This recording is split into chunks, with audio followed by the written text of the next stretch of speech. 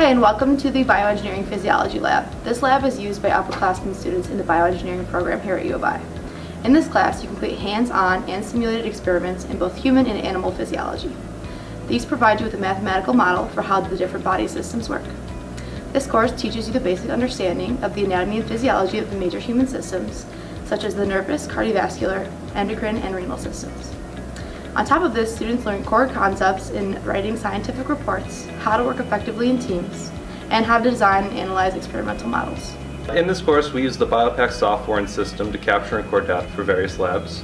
For example, the students record their own blood pressure and analyze their data in this experiment. In another experiment, students measure their own lung capacities using an airflow transducer and compare it to different disease conditions, such as asthma. So what did you learn in the physiology lab, Kurt?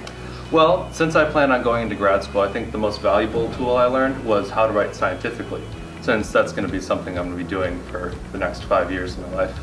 What did you learn? Well, since I'm going into industry, I think the most important tool I learned was how to work with others, since I'm going to be doing that a lot, working with other companies out in the field.